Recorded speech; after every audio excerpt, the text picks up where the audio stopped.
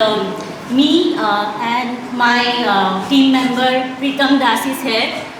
Madhav Da will also join us, has joined us, and will be presenting something which is not directly just related to the private reservation in private sector, but we are seeing how it is connected to the Northeast का जो developmental scheme है, like how we are connecting, how it is connecting, and to work on that thing, how we are like trying to build this Assam team. Sorry मैं हिंदी और English ऐसे करके बोल पाऊँगी हम लोग. तो ये जो है ना, हम लोग अभी टीम बिल्डिंग जो हमारा हो रहा है, ये हमारा एक तो है कि मेन जो हमारा फोकस है वो है कि जो हमारा अभी तक जो बोला जाता है कि असम एक मिस्टिक लैंड है जहाँ पे कास्टलेसनेस नहीं है, जहाँ पे कास्ट एग्जिस्ट नहीं होता है, और जहाँ पे एक्चुअली कंप्लीट इनविजिबलाइजेशन जो ऑफ दलित्स जो बना के रखा है, उस नैरेटिव के साथ ही हम अभी तक स्ट्रगल कर रहे हैं. बट हमको पता है कि ये स्ट्रगल इन एवरी मोमेंट पे that is making a problems for, and it is bringing a challenges for the Dalit community in Assam. So taking it forward, why I want to show the map of Assam. It is also because maybe for the first time any organization has worked so deeply. I am not denying that there is no BAMSEF or like other organization which has went to Assam or has worked there, but there is a missing kind of point where they have not engaged it to the for the long time, and also to bring the people collectively. So उसको करने के लिए I am like from the very basics से I am like trying to discuss it, because we know that our journey will be very long, and that's why like ये जो असम का map है, इसको हम लोग कैसे ये challenges को हम कैसे tackle करेंगे, because there is many things which is dividing us, and you can see the upper side which Pritam as a he will explain कि that Barak Valley and Brahmaputra Valley, and even within Brahmaputra Valley how the division is maintained and that segregation is maintained. Yeah, Sanjay everyone. ये मैं सिर्फ अभी geography को थोड़ा सा क्योंकि हमारा सेटलमेंट जो है नॉर्थ ईस्ट में एंड स्पेसिफिकली आसाम में schedule caste population north east में सबसे ज़्यादा है, और त्रिपुरा में second highest schedule caste population है, और आसाम में अकॉर्डिंग टू द 2011 सेंसस हमारा उधर पे लगभग 7.15% शेड्यूल कास्ट है, जो कि अभी it will be more than 10 to 12% estimated. और अगर आपको जानना है तो हमारा जो schedule caste community in Assam है, उनके सारे ऑक्यूपेशनल कम्युनिटी है, जैसे कि जो फिशिंग करते हैं वो फिशर कम्युनिटी है, जो मैं भी उससे हूँ, जो डोना है उनका कम्युनिटी है. तो ऐसे ही ऑक्यूपेशनल कास्ट आसाम में प्रिवेलिंग है. और हमारा जो सेटलमेंट है ये ऐसा है कि जो आप अपर साइड पे देख रहे हो, जहाँ पे आपको तिनसुकिया डिब्रूगढ़ थोड़ा सा देखने को मिलेगा, वो है अपर असम, जिसको एक्सट्रीम ईस्ट जिसको हम ब्रह्मपुत्र वैली बोलते हैं. और जो नीचे के हिस्सा जहाँ पे कछार है, कछार में सबसे ज़्यादा शेड्यूल कास्ट पॉपुलेशन है. उसमें पूरा एंटायर 100% से लगभग 12% शेड्यूल कास्ट पॉपुलेशन कछार में होते हैं, जो कि बराक वैली है, और वो बॉर्डर शेयर करते हैं बांग्लादेश के साथ. तो और जो सेंट्रल असम आपको देख रहे हैं मिडिल में, जिसमें हम सारे लोग जाके आ जाते हैं सिर्फ, वो है गुवाहाटी. तो गुवाहाटी के आसपास एक डिस्ट्रिक्ट है जिसके नाम है नौगांव, और एक फिर इसका एडमिनिस्ट्रेशन के लिए और एक डिस्ट्रिक्ट बनाया गया, उसका है मोरीगांव. तो उसमें हमारा शेड्यूल कास्ट पॉपुलेशन सबसे ज़्यादा है. तो अभी मैंने जस्ट मोटा मोटी आपको आइडिया देने का कोशिश किया है कि कौन सा हिस्से में शेड्यूल कास्ट पॉपुलेशन सबसे ज़्यादा है. अभी डोना कंटिन्यू करेंगे. सो एक्चुअली वही है कि अभी जो हम जनरली सुनते हैं कि बराक वैली ब्रह्मपुत्र वैली का डिवीज़न है, तो ये एक एथनिसिटी के नाम पे हमको लैंग्वेज के नाम पे डिवाइड करके रखा है. बट हमारा कहना है कि एक्चुअली वो डिवीज़न तो आप लोग मतलब ब्रह्मपुत्र वैली में भी बना के रखे हो ना. जब आप लोअर असम बात करते हो, जहाँ पे, और जो सेंट्रल असम है Morigaon, Nagaon, that is the second highest Dalit population. So first is the Barak and second is the Nagaon. But in both of the district is been like you can say it's not in a very good condition. उनके पास scheme भी नहीं जाएगा, उनके पास like resources जाने के time it would be like they are still facing that kind of poverty level.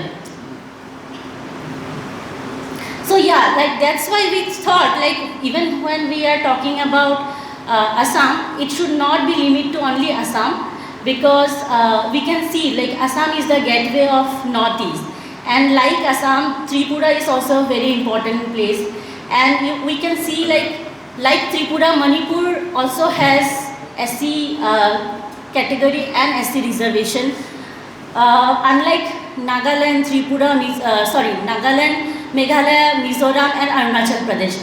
But then they understood Ambedkarite politics and Ambedkarite ideology.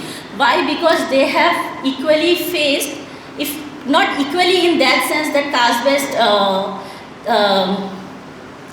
discrimination, but the race discrimination that is faced, that is always portrayed by the purity pollution thing. And that's why they also get connected with Ambedkarite politics, but sometimes they don't get the space or the trust. So we are maybe in future we can also see how we can build that trust with those community, because there are migrated Dalit families there who are suffering, who are also struggling equally in those part of area. Especially in Meghalaya, if you see in Shillong, there is Punjabi Dalit community who has raised their voice there. And similarly in Assam also, like in Upper Assam, you will see जो खिलांजी का जो date है 1 नवंबर, उसी दिन मतलब उसी date में 2018 में ये आपका अपर असम में भी, तिनसुकिया में भी 5 दलित लोगों को मारा जाता है, बट वहाँ पे कोई बात नहीं करता है कि वो क्यों मारा गया है. ठीक है, तो मेरा कहने का ये मकसद है कि दैट दलित का इनविजिबलाइजेशन इतना किया है कि कभी उनको उनका वॉइस भी रेस करने नहीं दिया. अगर मर भी रहा है तब भी वो लोग बात नहीं कर रहे हैं. So how to tackle all this multiple challenges? So maybe will start with the historical thing which we have tried to explain for the first time. So bear with us. So जैसे like I think आप लोग ने सुना होगा कि बहुत गोगोई या फिर बहुत ऐसे सरनेम सुने होंगे जो रूलिंग कम्युनिटी है. ठीक है, बट देन वो डोमिनेंट कम्युनिटी है जो कभी कभी, या ट्राइबल कम्युनिटी है, कभी कभी वो अपने आप को क्षत्रिय बोलते हैं, या कभी कभी जो मारवाड़ी बिजनेसमैन है वो लोग जब जाते हैं नॉर्थ ईस्ट में, असम में, वो लोग भी अपना डोमिनेशन दिखाते हैं. बट वो तो है ही, बट उसके अलावा अगर हम लोग हिस्टोरिकली देखें तो जो strong community like in other places of India, like Brahmin and Shudra में डिवाइडेड है, and Shudra again can take some advantage from those community to maintain their hegemony and their power. But there we are trying to locate, there we are trying to see like what are the Dalits condition. So before starting that, I want to mention that there are 16 sub caste group is present there. There are few that you already have heard, I think.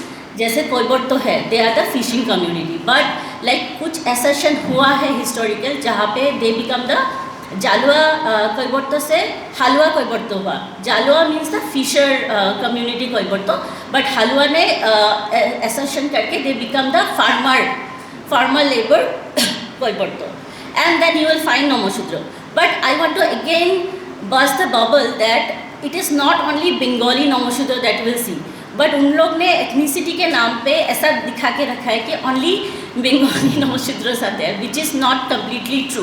There are also Hira Bengali SMS Namasudra. So why I am trying to explain all this thing is that we are trying to minimise the gap of this language or the religion part or the regional part, which is extremely hampering us, and the populist movement that you have you have seen in 80s. So उससे पहले अगर हम और थोड़ा आगे जाए तो बाकी जगह के जैसा भक्ति मूवमेंट भी वहाँ पे बहुत स्ट्रांगली रहा है और हमारे लोगों को मोबिलाइज किया है करके in some way but still they remain the lower caste followers, and that Neo-Vaishnavite movement which is there existing there, so they have bighas of lands which we call the Patra Adhikar. So I am using X because to get you that pronunciation. तो वो land वो resources का ही business है, भले ही वो religion बोल रहे हैं बट वो रिसोर्सेज का बिजनेस है, and they have huge amount of lands and they have never supported in that way how may be the movement, even the populist movement has tried to convince our people that no, we have given you certain rights and everything. But that is where you will see that the non-Assamese, why I am again bringing non-Assamese, my intention is not to again discriminate them, but to bring out the historical journey of the laborers which was being brought out from different places of India. So they are the worst sufferer. Like you can see the manual scavenging community is still like they are struggling to have their own space, and they are now reclaiming it as a Ambedkarite colony. You will see their presence also, but I think still now that dialogue has not happened, which maybe in future we'll try to build.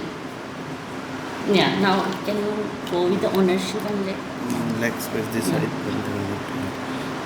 So before starting that what we have done as a part of iSky in Assam, I would like to mention some of the challenges which we are facing. Then we will go to the part where I will try to explain कि in last 6 months what we have achieved.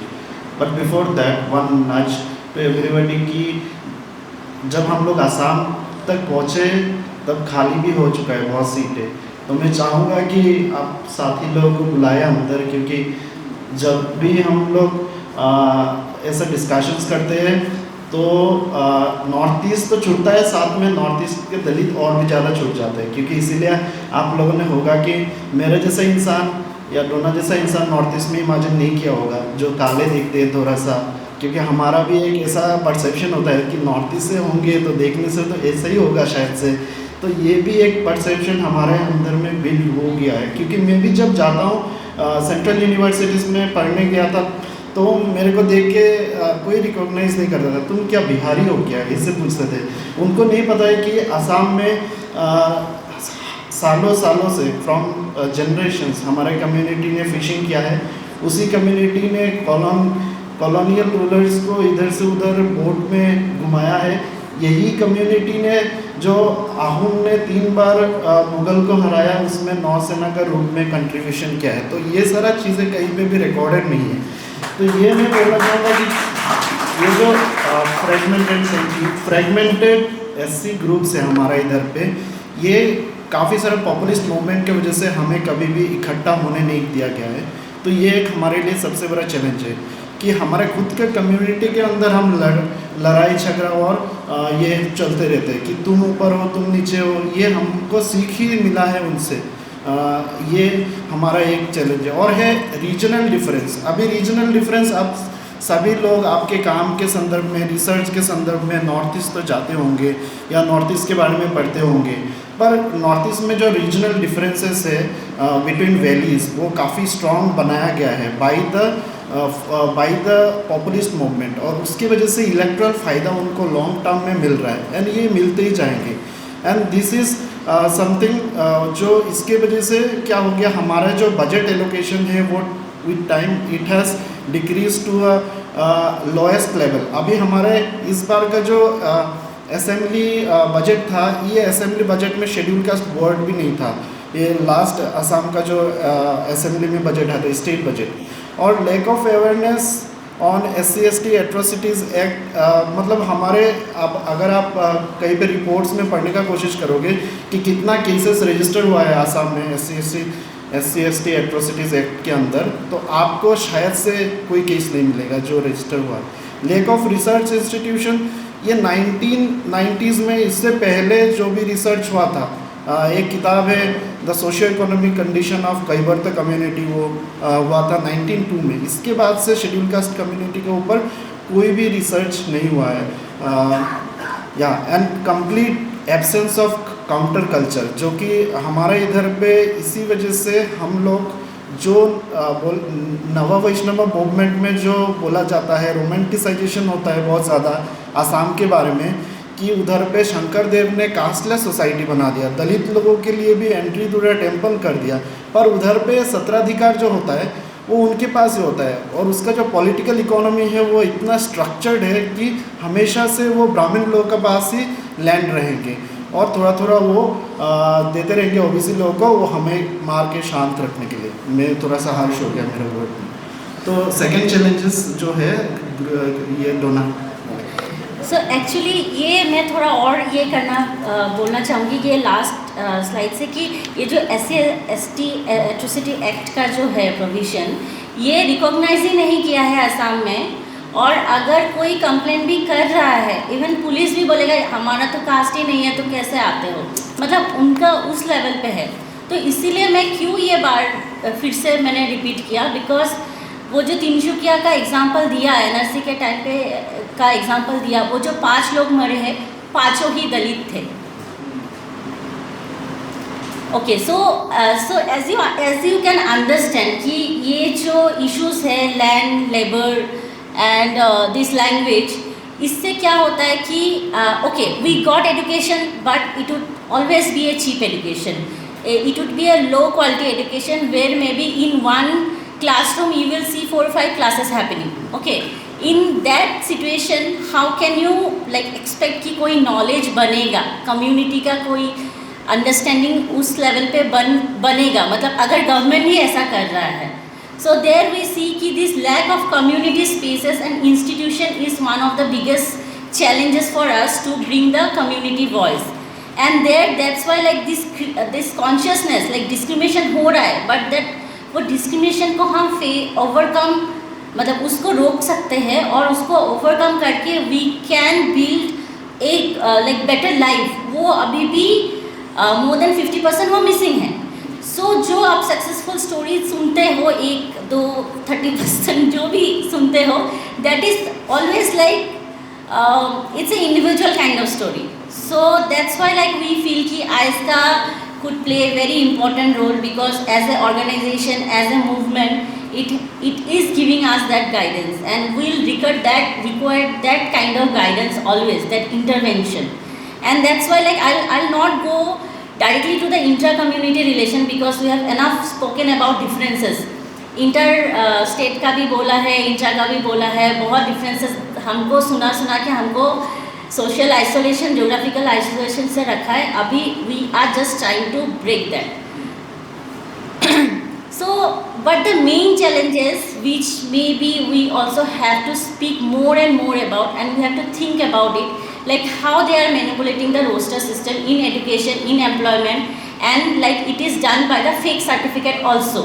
So that fake certificate issue is like it's so strong that everybody knows like this person, उसका पापा अगर ब्राह्मण है या OBC है, उसका बेटा अचानक से कैसे दलित सर्टिफिकेट मिल जाता है उसको, but then there is, because that certificate is again somewhere backed up by our Dalit organization somewhere, so we can't directly raise that voice through the state help. So maybe centrally if we can do something that is like for us to think. And then yeah, unemployment and those things are parallelly is a thing like where you have seen that budget के नाम पे there is no ऐसी budget there. कोई थोड़ा सा हल्का फुल्का इधर स्कीम्स है, स्कीम्स के नाम पे it's a very bad kind of schemes की जहाँ पे अभी भी लैंप दिया जा रहा है या फिर मस्कीटो नेट दिया जा रहा है, या इट्स लाइक दैट। एंड और हमारा एक्चुअली अगर हम इनको बात करके अगर हम अपना आइस्का को भी अगर बिल्ड करना है amidst that 40+ groups which is already group which is already existing in Assam, but where they are only creating differences instead of bringing all the community or the sub-community together. What should we do? How should we talk about the political representation, and not just the representation but how to make the accountability part clear with them? Because है हमारा कुछ leaders है, अभी पीयूष हजारिका का नाम सुना है, जब उनको बाबा साहब का स्टेचू बनाना होगा तो वो बोल देगा कि हम बना देंगे, बट उसके बाद क्या, जब अंबेडकर भवन के लिए आप इतना सा लैंड देते हो जहाँ पे actually it's like gambling space, like I should not speak it out here, but it's like that place where you are making the fake caste certificates. I'm not like saying कि all the time, but you are also doing some kind of businesses there, जहाँ पे आपने लेकिन हमारे ही लोगों को बिठा के रखे हो, जहाँ पे महीने में आप बस 3,000 दे रहे हो, एक दलित महिला को बिठा के रखे हो 3,000 देते हो, एक केयर टेकर रखे हो उसको 5,000 देते हो, मतलब व्हाट इज दिस, मतलब वो हमारा क्वेश्चन बार बार आता है, एंड वी थॉट कि we should share with you because now we feel that we are also part of it, why not sharing this kind of challenges. Yeah so फिर अभी थोड़ा सा अच्छा वाला बात बोलता हूँ. इतना दिन से तो चैलेंजेस बोल रहे हैं हम लोग, तो अभी हम करने का तो बहुत कुछ है, पर छोटे स्टेप से हम लोगों ने शुरू किया था. वो है हमने आइस्का का जो इनॉग्रेशन है, आइस्का आसाम का, वो 1 अक्टूबर 2024 को हुआ, ज़्यादा टाइम नहीं हुआ है. पब्लिक मीटिंग हुआ है इधर आर्टिस्ट गिल्ड में, जो जगह हमारे लिए पहली बार के लिए एक्सेस हुआ है. मैं कभी भी गुवाहाटी में बहुत साल पढ़ाई किया है, पर कभी भी ये जगह पे नहीं जाता था. एलिट लोग जाते थे, वो अपकाश लोग बैठते हैं, तो हम लोगों ने उधर पे ही जगह बुक करके इधर पे हमारा इनॉग्रेशन भी किया. तो इसमें क्या हुआ, ये फाउंडेशन डे में हम लोगों ने राहुल जी हमारे Rahul was there and we form the committee there, and after forming the committee मैंने कहाँ से आइस्का के बारे में मैंने पता किया है. मैं एक मेरा दोस्त जो दिल्ली में रहता है, वो सडनली मुझे बोला कि आइस्का बोल के एक ऐसा वो है मूवमेंट है, तो उसमें जा सकता है. मैं डायरेक्टली मॉर्निंग में कोई नहीं पहुंचा, रूम में जाके पहुंच गया मेरा भाई के साथ. क्यों पहुंचा? क्योंकि हमने कभी भी असम में अम्बेडकराइट मूवमेंट नहीं देखा.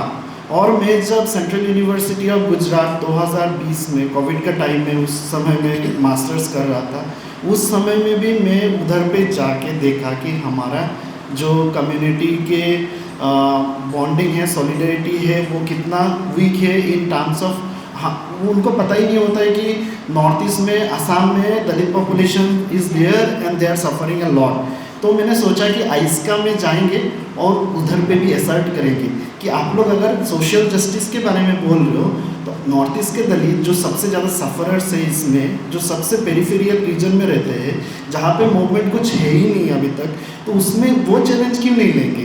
तो इसीलिए मैंने सोचा कि ये एक challenge to the central committee भी है, ये एक चैलेंज टू द एंटायर आइस्का भी है, और मेरा खुद का पर्सनल चैलेंज भी है. तो फिर हमने स्टॉल, ये जो हमने स्टॉल लगाया, ये स्टॉल हमने लगाया असम एंड नॉर्थ ईस्ट के सबसे बड़े बुक फेयर में, जहाँ पे Chakraborty, Bhattacharya ji, Sharma and other people only have access to that place. और ऐसे ऐसे लोग भी आए जो सामने से आके देख के चले गए, और ऐसे ऐसे भी लोग आए जो हमारे साथ अभी भी मूवमेंट में जुड़ रहे हैं.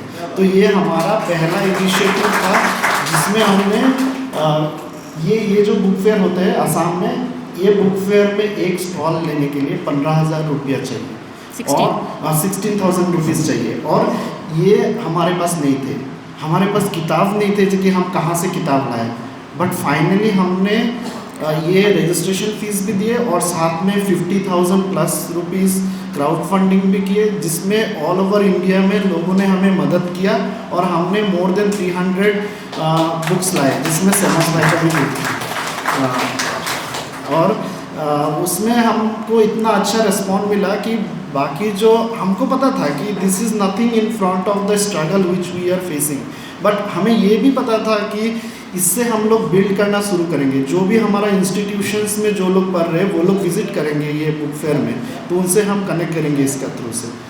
तो नेक्स्ट या वी आर हाँ सो एक इंटरेस्टिंग ऑब्जर्वेशन हमने बुक फेयर में और एक भी देखा कि जहाँ पे ये जो कास्टलेसनेस को जो नैरेटिव या बना के रखा था उसको कैसे बच्चे ब्रेक करते हैं ना, like parents were not allowing their children to come to our stall but the children और दो स्टूडेंट्स वेर से कि नहीं आप रहो हम जाते हैं. So we can see those changes and motivating by that we thought like why to only bring about the cultural celebration of Baba Saheb? Why not along with that? Because I think we need both of this thing in Assam, where culturally also maybe we have to celebrate, but you have to be mindful what kind of discussion or what kind of culture we are bringing. Like, are we bringing that discussion culture or not? तो उसी के साथ like हमने ये होमोता talk series किया था दलित history month में, और होमोता का मतलब होता है इक्वलिटी. सो उससे हमने स्टार्ट किया और हमारे पास स्पीकर्स भी ऐसे थे कि क्योंकि अभी भी उस लेवल पे रिसर्च नहीं है, रिसर्चर्स नहीं है, तो हमने सोचा ठीक है हम कम्प्लीटली असम के कॉन्टेक्स्ट में असम के स्पीकर्स को नहीं रखने से भी हमारा जो फ्रेंड्स है बाहर जिन्होंने हमको बुक स्टॉल में भी हेल्प किया है, जो आर्टिस्ट है, एंटरप्रेन्योर है, राइटर्स है, उनको भी बुला सकते हैं ना. तो in that collaboration part like I am bringing that collaboration part and I think that's how like we started and we did our part in Assam and maybe that's how maybe we can bring or unite our community together. So what we are looking forward is that representation has to be there, but along with representation we also have to work for the accountability part. Unemployment है, but that unemployment इसीलिए भी है ना क्योंकि migration history बहुत strong है वहाँ पे, और माइग्रेशन सिर्फ पहले हिस्टोरिकल टाइम का नहीं, अभी भी तो हो रहा है ना. अभी भी ज़्यादा से ज़्यादा हमारा दलित फैमिली में 6 मंथ दलित मैन नहीं होते फैमिली में, वो माइग्रेट मतलब काम के लिए बाहर जाते हैं. तो जब ये डेवलपमेंट वाला जो ये सब आएगा तो obviously they will be attracted to those industries and all. तो how to make sense of those spaces like that those institution, like वहाँ पे वो लोग फिर से क्या चीफ लेबर बन के रहेंगे क्या, उसमें हम लोग उनको कुछ दिखा सकते हैं कि like where they can be also equal partner of those forum और like that. Yeah thank you. जय हिंद. खत्म करने से पहले सिर्फ 2 मिनट लास्ट आखिर में मैं बोलना चाहता हूँ कि क्यों दलित लोगों का चैलेंजेस और भी ज़्यादा है, क्योंकि आसाम जो ये नॉर्थ ईस्ट जो एरिया है वो जो हिमालय का सेडिमेंट्स है उससे बना हुआ है, और उसी में हमारा कम्युनिटी सेटल्ड है, हमारा ऑक्यूपेशन भी उससे ही रिलेटेड है. तो हमारे घर हर साल उजड़ते हैं, हमारे घर हर साल टूटते हैं, वो फिर से रीबिल्ड फिर जीरो से करना पड़ता है. तो वो जो प्रोसेस है वो ये स्ट्रगल को जियोपेटाइज कर देता है. तो उस वजह से जो दलित इन असम का जो चैलेंजेस है in terms of that, and in future what we are going to face is a water war. Yeah. And why water war will impact the Dalit community in northeast the highest and also in the subsequent downstream areas is that China अपना dam बनाएंगे इधर पे Tibetan reason में, और फिर उसके against में India और एक बनाएंगे अरुणाचल में. तो वो प्रोसेस भी चल रहे हैं. वो किस वजह से बना रहे हैं, वही जो हमारे सर ने कुछ टाइम पहले एक्सप्लेन किया था कि रिन्यूएबल एनर्जी का नाम पे वो लोग बना रहे हैं बड़े बड़े डैम की वो 2030 तक नेट ज़ीरो, 2060 तक नेट ज़ीरो पहुंचेंगे. इस वजह से वो लोग इतने बड़े बड़े डैम बना रहे हैं. पर उसका रिपरकशन क्या आने वाला है इन फ्यूचर, कि ये जो ताकतें हैं उनके पास पूरा वाटर टैप जैसा कंट्रोल आ जाएंगे हमारे रिसोर्सेज पे. ये सारा लोग कंट्रोल करेंगे कि कब हमारे पानी को खोलना है और कब बंद करना है. वो सरकारी नौकरी तो दे नहीं पाए, रिजर्वेशन तो इम्प्लीमेंट कर नहीं पाए अच्छे से, और अभी हमारा लाइवलीहुड भी लेने वाले हैं. तो that's why the condition of Dalit in Assam is very fragile. Thank you very much. जय हिंद.